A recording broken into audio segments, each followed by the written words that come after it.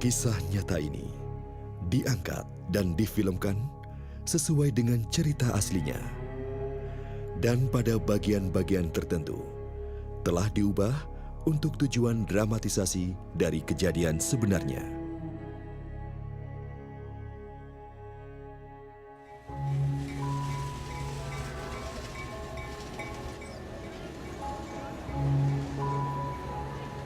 Hidup itu layaknya sebuah perjalanan, di mana ada banyak sekali perhentian di sepanjang jalan itu. Terkadang berliku, kadang terhalang rintangan. Tapi ada kalanya indah dan terjadi hal-hal yang tidak terduga. Inilah sebuah perjalanan, jalan hidup saya. Nama saya Dini Widyaningtyas. Saya bukanlah seorang aktris, tetapi sayalah Dini yang sebenarnya dalam cerita ini. Perjalanan dimulai.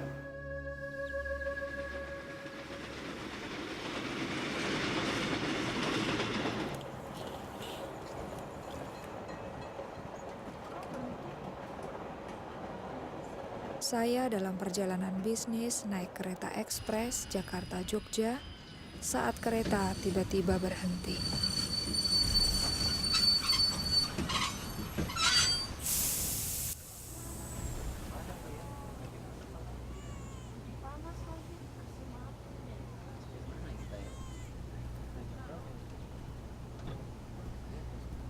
Permisi Pak, kenapa kereta api berhenti? Aduh, saya tidak begitu tahu Bu ya, mungkin ada sedikit kerusakan pada mesin. Lalu kapan tahunya Pak? Saya tanya dulu sama masinis Bu. Bapak kembali lagi kan Pak? Kalian lihat kan, kita sepanjang hari bisa berhenti di sini. Saya juga jamin nih AC-nya pasti mati. Kita kehabisan udara. Duh, mana panas lagi. Mbak lagi lihat apa? Mereka tidak akan menurunkan kita di sini kan, Mbak? Bayangkan. Apa? Membayangkan apa? Saya dibesarkan di tempat ini. Oh, jadi Mbak tahu kita berada di mana sekarang ini? Gombong. Gombong? Aduh, saya dijemput adik saya di Jogja. Jam berapa ya sampai sana? Aduh, mana sih konduktor itu? Kok nggak balik, Pak?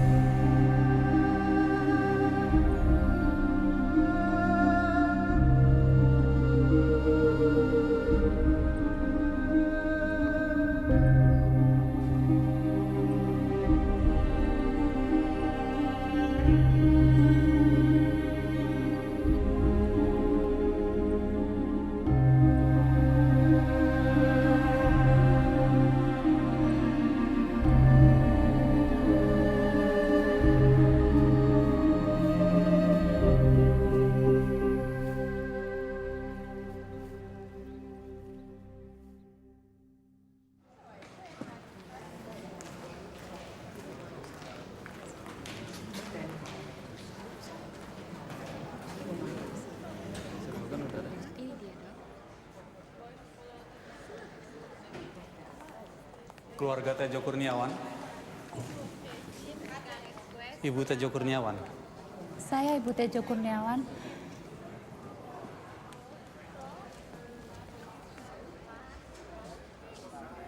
Pak Tejo mengalami serangan jantung. serangan jantung. Bagaimana mungkin, Dok? Memang dalam laporan UGD yang disampaikan kepada kami tidak dapat memahami apa yang terjadi. diare dan Beberapa saat yang lalu, namun Bapak setelah terlihat dilakukan sehat-sehat pemeriksaan saja. secara menyeluruh, bahkan juga Kemudian pemeriksaan sakit darah, karena diare kami mendapat dan muntah-muntah. indikasinya bahwa kolesterol yang Beberapa tinggi jam setelah dibawa ke rumah sakit, Bapak alami serangan jantung, lalu meninggal. kami juga harus Bapak menyampaikan meninggal kepada begitu saja. ibu bahwa Saya merasa disambar petir. apa yang kami bisa sudah kami lakukan untuk menolong Pak Tejo. Namun Pak Tejo sudah tiada.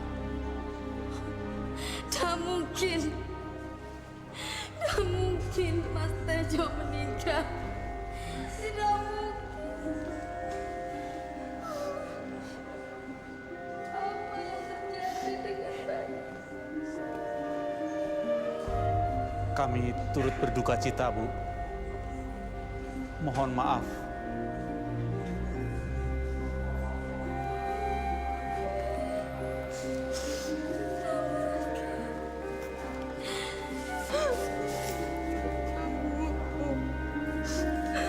Aku tidak bisa menerima keadaan. Apa yang harus kulakukan?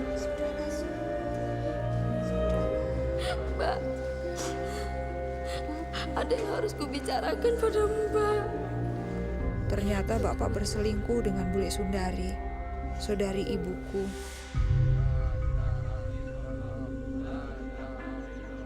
Dia sedang hamil 8 bulan saat Bapak meninggal.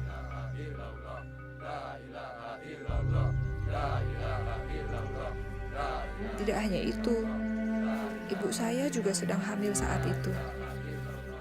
Saya tidak tahu harus berbuat apa atau kemana saya harus berpaling. Selama ini saya menganggap Bapak seorang pahlawan. Allahu Akbar, Allahu Akbar, Allahu Akbar, Allahu Akbar. Kini saya merasa dikhianati. Assalamualaikum warahmatullahi Assalamualaikum warahmatullahi wabarakatuh. Silakan Pak, Saya cemas tentang bagaimana hidup keluarga kami jadinya. Bapak-bapak, ibu-ibu, Assalamualaikum warahmatullahi wabarakatuh. Saya berumur 12 tahun, anak tertua. Dan sekarang ibu saya sedang mengandung lagi. Kepada bapak-bapak, ibu-ibu, Dan ibu tidak bekerja. Bagaimana kami bisa bertahan hidup? saya mohon dan saya harap kepada bapak-bapak dan ibu-ibu untuk memaafkan dia.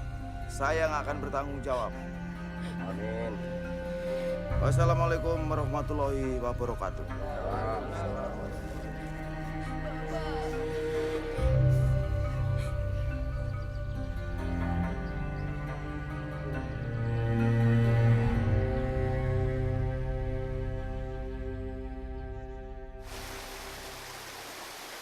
Saya pikir bule Sundarilah yang paling menderita.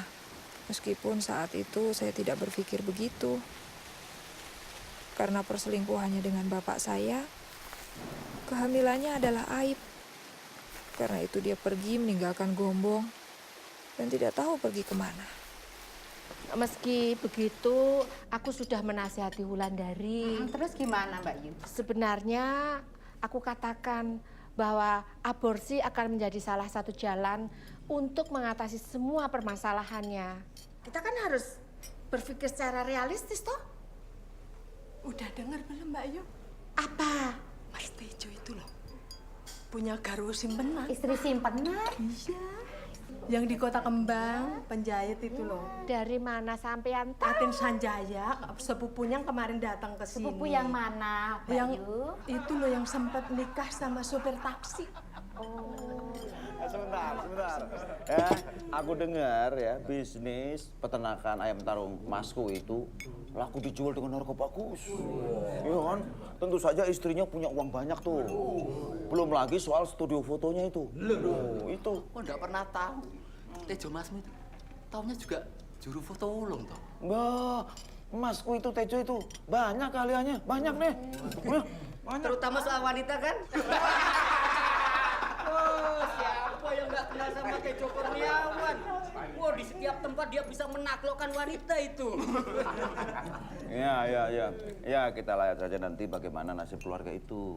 Tapi yang saya paling sedihkan adalah Sundari. Bagaimana dengan nasib Sundari, ya kan? Aku tahu itu.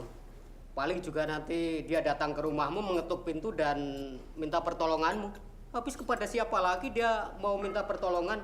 Masa sama aku kan ya nggak mungkin. Iya. Saya pikir juga begitu. Dia pasti akan datang ke rumahku. Tapi kalau dia ketemu dengan istriku, aku tidak bisa berbuat apa-apa.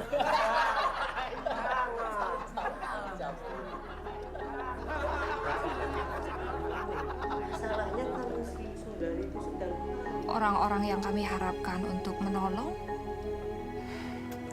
malah mengatakan hal-hal yang menyakitkan hati. Saya nggak tahu waktu itu harus berbuat apa. Saya pikir hanya Tuhan yang bisa menolong kami. Kamu kan masih kecil, Mbak, waktu itu. Ya, saya tidak pernah ke lapangan itu lagi. Sampai akhirnya uang pensiun Bapak cair, kami pindah ke Semarang. Ibu buka toko kecil di rumah baru kami untuk memenuhi kebutuhan hidup. Namun itu benar-benar sebuah perjuangan. Sampai akhirnya ibu memutuskan menyerahkan 2 adik perempuan dan 1 adik laki-lakiku diadopsi oleh orang lain. Saya juga dengar keadaan Bule Sundari bertambah buruk. Setelah anak laki-lakinya lahir, dia pindah ke Sukoharjo dan tinggal dengan nenekku. 2 tahun berlalu, itu tahun-tahun yang sulit untuk dilalui.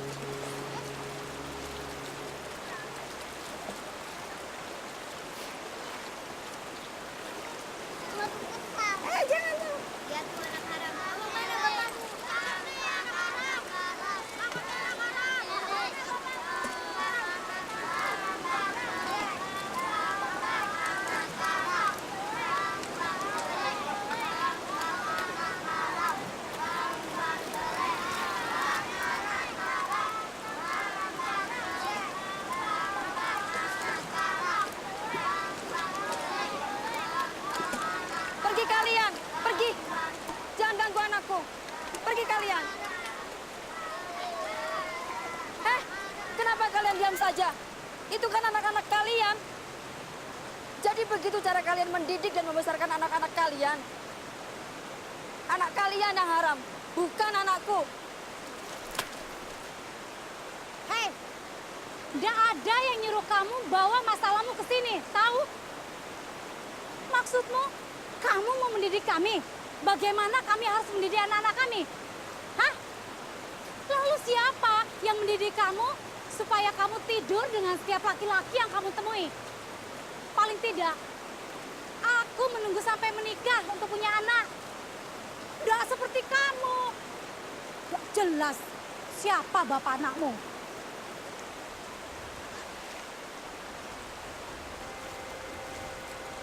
Siapa bapak anakmu?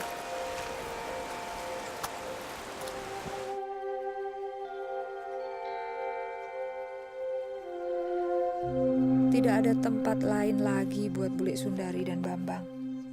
Mereka meninggalkan Sukoharjo dan datang ke Semarang. Bertentangan dengan keinginan saya, ibu ternyata mendengarkan permohonan Bule Sundari dan memutuskan untuk menerima mereka. Bagi saya waktu itu, masalah sudah cukup banyak.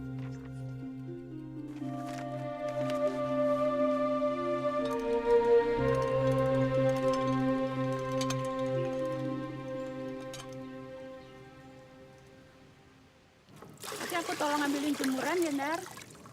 Pergi sana. Ngapain di sini? Aku bilang pergi. Kamu tahu enggak? Tuh benci sama kamu.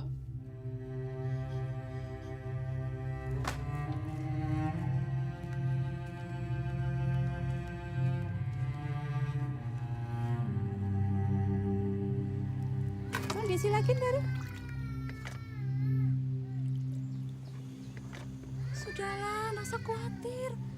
Dini yang jaga.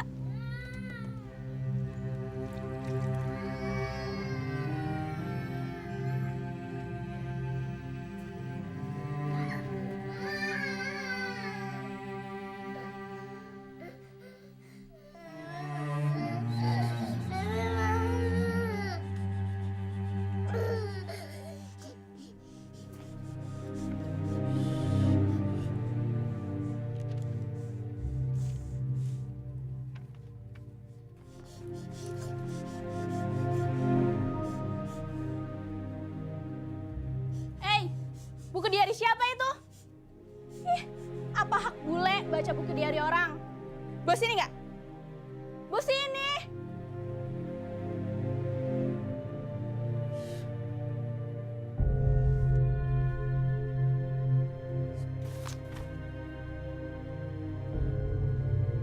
Ketika saya lihat bule Sundari baca buku harian saya nggak tahan lagi. Lagi pula, hal-hal kejam yang saya tulis tentang dia dan Bambang benar kok. Setidaknya benar bagi saya. Akhirnya saya mengatakan kepada ibu untuk memilih saya atau mereka. Mestinya saya senang Bule Sundari sama Bambang kembali ke Sukoharjo. Tapi kemudian kemarahan saya kepada mereka beralih kepada ibu. Saya tahu ibu akan menikah lagi. Itu sebuah keputusan yang tidak dibicarakan dengan seorang pun di dalam keluarga. Dan saya mulai berpikir, apa gunanya sholat 5 waktu? Atau nggak boleh bohong di sekolah? Atau apa gunanya menjauhkan diri dari dosa? Kalau akhirnya toh saya tidak bisa masuk surga karena tidak dapat memaafkan ibu. Semuanya itu membuat saya marah. Sampai akhirnya saya berkesimpulan untuk tidak lagi peduli pada agama. Saya tidak peduli dengan sopan santun. Saya hanya ingin bebas. Saya ingin melakukan apa saja yang ingin saya lakukan. Dan saya memutuskan tidak seorang pun dapat menghalangi saya, termasuk agama.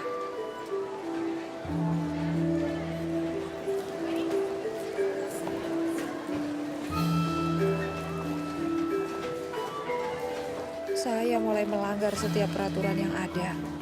Waktu itu saya kelas 1 SMA. Saya melakukan apa saja yang saya mau. Tapi kemudian saya melihat hal-hal yang mengejutkan. Saya melihat seorang teman saya merangkak begitu rupa di atas lantai. Dia alami pendarahan karena keguguran. Atau teman saya lainnya yang dipenjara karena ia tertangkap basah mencuri. Dan saya mulai bertanya pada diri saya sendiri, apa kehidupan seperti ini yang saya inginkan? Hidup yang diatur oleh agama tidak membuat saya bahagia. Tapi hidup bebas tanpa aturan agama juga bukan hidup yang saya inginkan.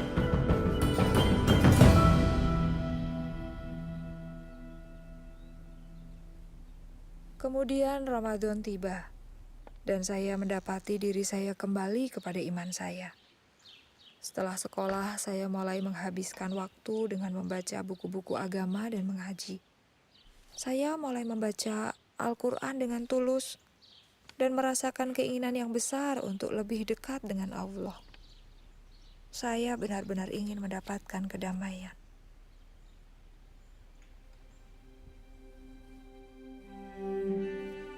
Saya mulai mempersiapkan diri untuk sholat tahajud.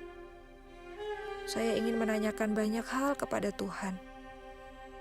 Dan saya punya keyakinan yang kuat bahwa apapun yang saya minta malam itu, Tuhan akan mendengarkan saya dan memberikan jawabannya. Allahu Akbar.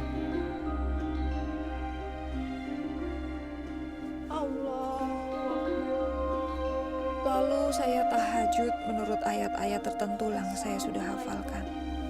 Rahmatullah. Assalamualaikum warahmatullah. Saya benar-benar hancur hati dan menangis kepada Tuhan. Ya Allah, dari hati saya yang paling dalam, Saya ingin menyenangkan Engkau lebih dari apapun. Tunjukkanlah saya jalan, maka saya akan mengikuti Engkau manapun Engkau pimpin. Tapi jika Engkau tidak menunjukkan jalan mana yang harus saya tempuh malam ini juga, jangan salahkan saya. Jangan salahkan saya, karena saya memilih jalan saya sendiri. Namun, jika Engkau menunjukkan siapa dirimu dan apa yang Kau inginkan dari diri saya, maka saya akan mengikutimu kemanapun Kau membawa saya.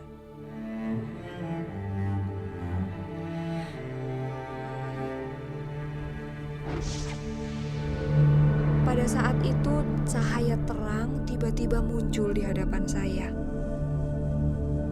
Kemudian membentuk sesosok manusia yang memakai jubah putih. Saya tidak dapat melihat dengan jelas wajahnya, tapi kehadirannya entah mengapa memberi saya ketenangan dan keyakinan.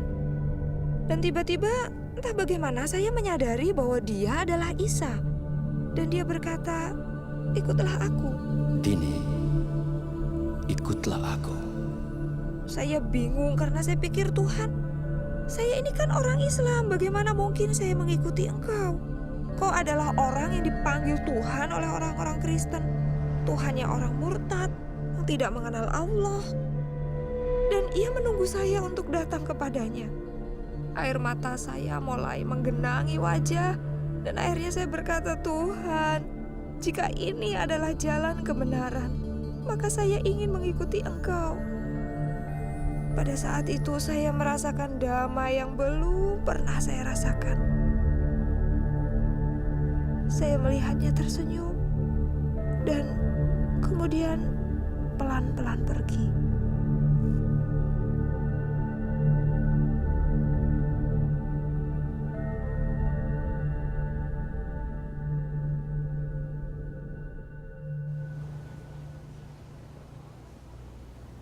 Saya harap saya nggak menyinggung perasaan Mbak.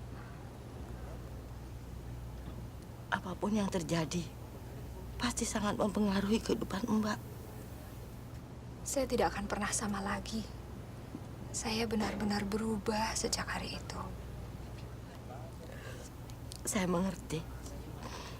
Lalu apa kelanjutannya, Mbak? Saya mulai mencari orang Kristen. Di desa saya tidak ada satu orang pun orang Kristen. Tapi di desa seberang ada. Saya mulai ke sana.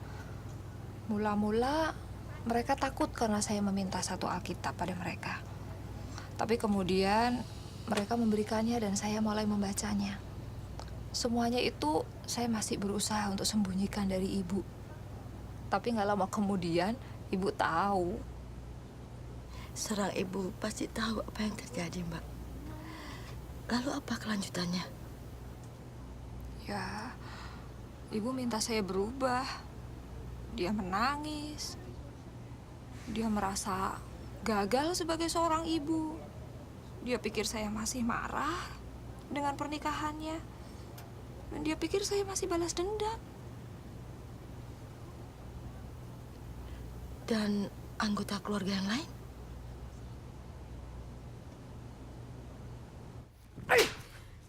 Terkutuk kamu! Kamu sudah bukan anggota keluarga ini lagi! Arif, jangan terlalu kasar.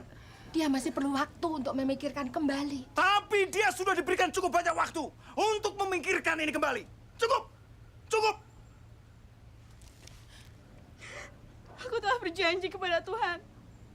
Jikalau Ia telah menunjukkan jalan itu kepadaku, aku akan menurutinya. Aku tidak bermaksud untuk melukai siapapun di ruangan ini. Tapi aku telah membuat keputusan. Duh, Dini. Ibu dan ayahmu juga sudah membuat keputusan. Sebagai orang Islam yang sekaligus orang Jawa, mempunyai tanggung jawab dan kewajiban yang sangat berat, yaitu membesarkan dan mendidik anak-anaknya. Kewajiban anak-anak adalah menghormati, tunduk, dan taat kepada orang tuanya. Jika kamu masih tetap saja senantiasa memilih jalan hidupmu sendiri dalam soal agama, maka kamu juga harus bertanggung jawab untuk hidupmu sendiri. Kamu tahu apa artinya itu? Kamu harus mencari uang sendiri untuk segala sesuatu. Makan, sekolah, tempat tinggal, semuanya. Semuanya. Duh, Dini, maksud pamanmu itu berarti kamu sudah tidak lagi mempunyai hak untuk meminta segala sesuatu pada orang tuamu. Mengerti? Nah, sekarang ambil barang-barangmu dan pergi.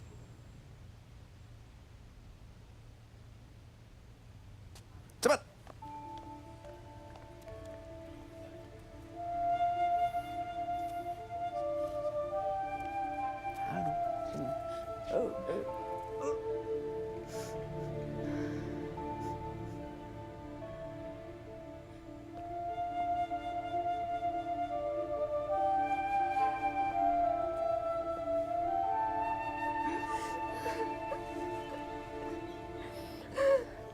Saya tidak tahu dari mana kekuatan itu datang.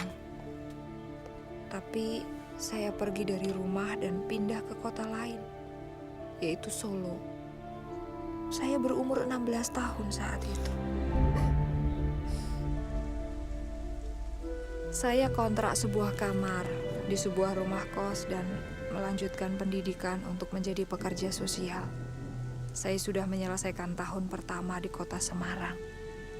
Orang di bagian administrasi sekolah di Solo menerima saya sebagai siswa pindahan tanpa banyak pertanyaan. Usai sekolah, saya bekerja setengah hari dan berhasil bertahan hidup. Saya berpikir, jika sesuatu berjalan tidak sesuai dengan rencana, saya bisa datang ke rumah nenek dan minta bantuan. Saya tinggal di Solo selama 3 tahun. Saya cukup sering datang ke rumah hanya untuk berkunjung saja. Kemudian setelah saya lulus dari sekolah, saya dapat pekerjaan di Semarang. Kemudian saya kembali. Pertama-tama sih memang sulit, tapi akhirnya segala sesuatunya jadi normal. Lega rasanya. Akhirnya berakhir juga ya, Mbak. Mereka pasti berjuang untuk bisa memaafkan. Sebenarnya orang yang paling berjuang untuk memaafkan itu saya, Mbak. Bukankah orang-orang Kristen harus bisa saling memaafkan? Iya, benar. Hanya kadang-kadang jaraknya sangat jauh. Yaitu dari sini sampai ke sini.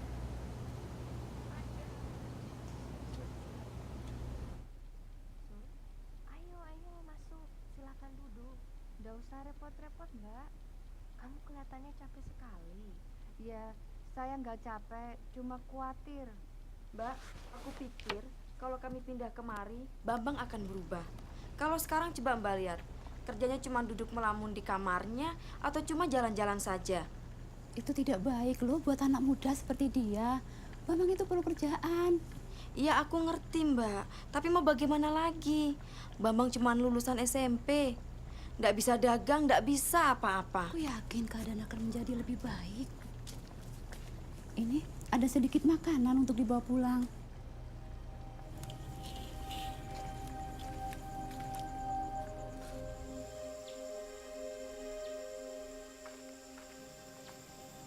Assalamualaikum.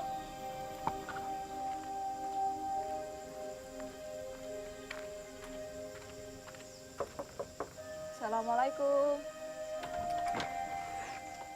Waalaikumsalam. Hai, aku Dini. Mbak Dini? Iya, aku Dini. Ibumu ada di rumah? Ada.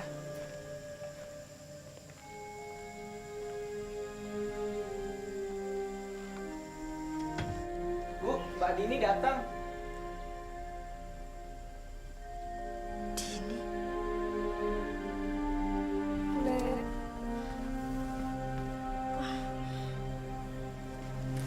silakan duduk. Din, mau minum apa, Din? Nggak usah repot-repot, Bu. Beberapa hari lalu, saya dengar pembicaraan Bule sama Ibu. Saya nggak tahan. Maafkan saya.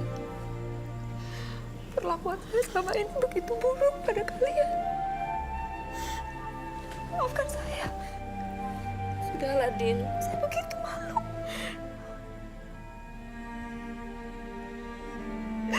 Aku mohon maafkan aku. Atas semua hal yang buruk yang pernah aku lakukan pada kalian. Aku mohon maafkan aku. Aku menyesal. Sudahlah, Din. Bule sudah memaafkan.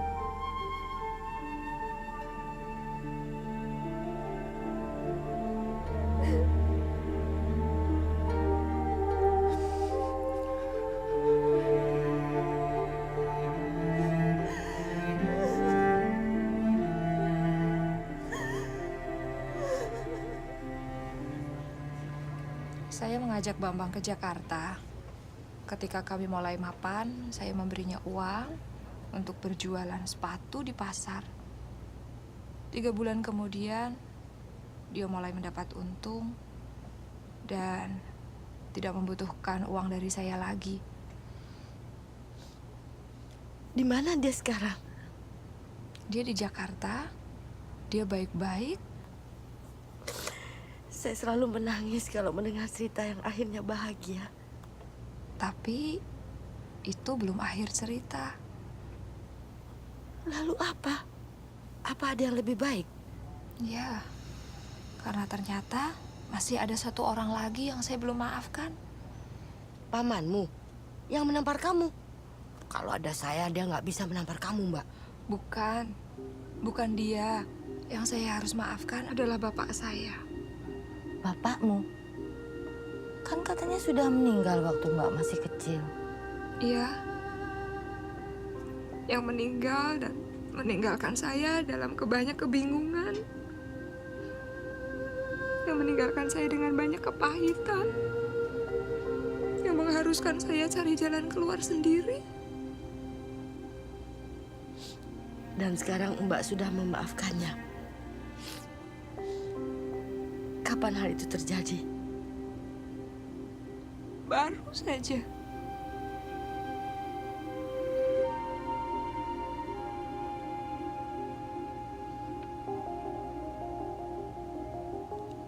Mbak lihat kuburan di seberang jalan sana?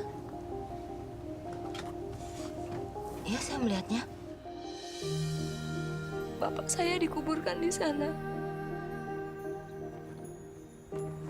Sampai kereta berhenti tadi. Sikap saya yang tidak mau memaafkan Bapak ikut terkubur juga di situ. Tapi Tuhan itu Maha Pengasih. Tuhan tidak menghendaki saya mengambil sikap sesuai pengertian saya sendiri. Tuhan berkata kalau kita ingin dosa kita diampuni, kita juga harus memaafkan orang-orang yang bersalah pada kita.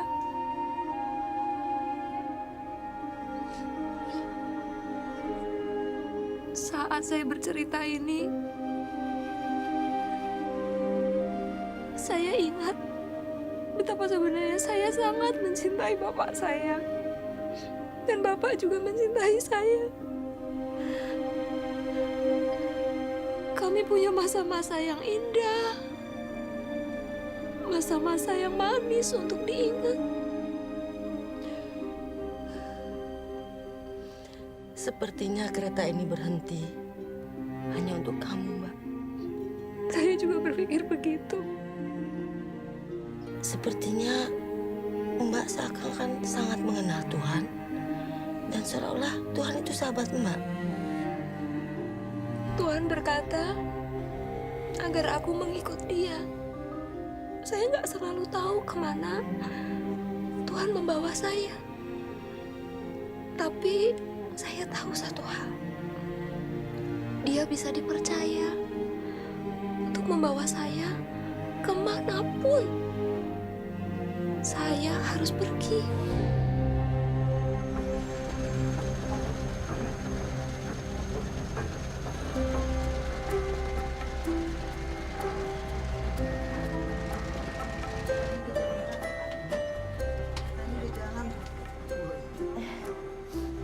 Akhirnya jalan juga, Mbak.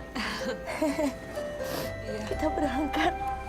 Iya, kita berangkat. AC-nya juga nggak dimatiin.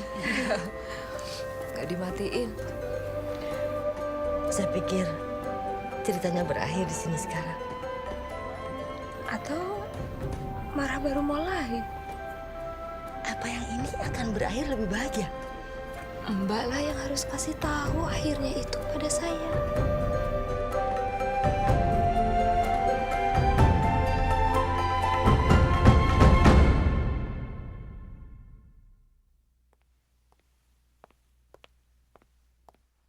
Ketika orang yang kita hormati mengecewakan kita, kita merasa kecewa.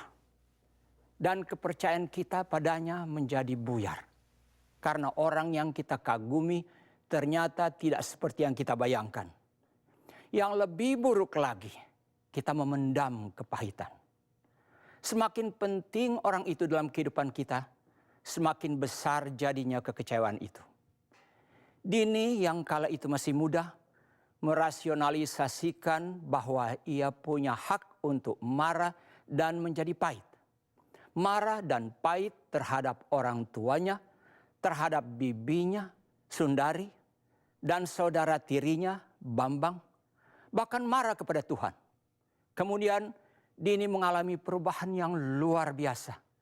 Dini mendapatkan penglihatan akan Tuhan Yesus ketika ia mencari kehendak Tuhan atas hidupnya dan memutuskan untuk mengikuti Yesus kemanapun Yesus pimpin.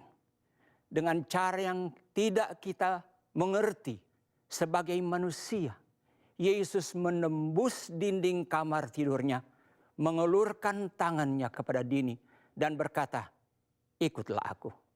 Datang kepada Yesus adalah langkah pertama yang sangat bagus.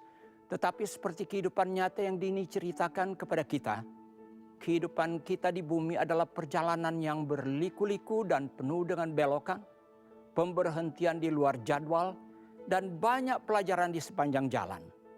Namun kita percaya kepada Tuhan Yesus. Kita seperti Dini mengikuti Yesus kemanapun Yesus membawa kita dan melakukan apa yang Yesus minta. Bagi Dini ada banyak jalan yang bisa ia ambil. Semakin ia bertumbuh dalam perjalanan kekristenannya, Dini menyadari bahwa ada satu jalan yang perlu dilaluinya seutuhnya, yaitu jalan pengampunan. Suatu jalan yang tidak mudah diambil, tetapi Dini berhasil mengambilnya karena kekuatan kasih. Bukan sembarang kasih, tetapi kasih yang datang dari Tuhan. Kasih yang tidak bersyarat. Rasul Paulus menulis di 1 Korintus pasal 13 tentang kasih. Ia berkata bahwa kasih itu sabar dan murah hati. Kasih tidak pemarah dan tidak menyimpan kesalahan orang lain. Kasih percaya segala sesuatu, mengharapkan segala sesuatu dan menanggung semua hal. Itulah kasih yang tidak pernah gagal. Kasih yang Dini selalu cari, bahkan ketika ia memberontak dan terhilang. Ini adalah kasih yang ia perlukan untuk mampu menahan penolakan dari keluarganya. Inilah kasih yang ia butuhkan untuk memaafkan orang-orang yang paling menyakitinya, termasuk sang ayah. Saudara, dengan kasih inilah Bapa di sorga mengasihimu. Ia mengasihimu apa adanya.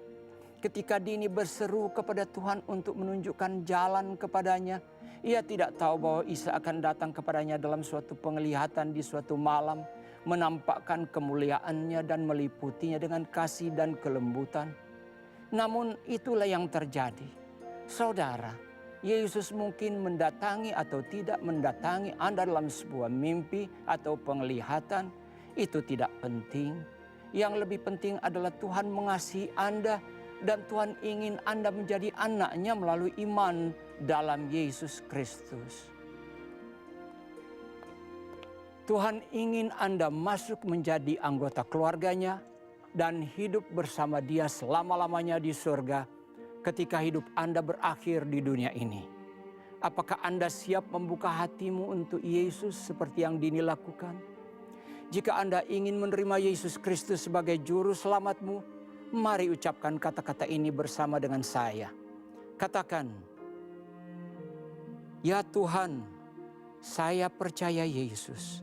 Saya menerima Yesus sebagai Tuhan dan Juru Selamat saya. Ampuni dosa-dosa saya dan jadikan saya anak-Mu ya Tuhan. Terima kasih. Dalam nama Yesus, amin." Sekarang Anda hidup dalam keselamatan abadi dengan Tuhan. Sekarang Anda anak Tuhan. Puji Tuhan.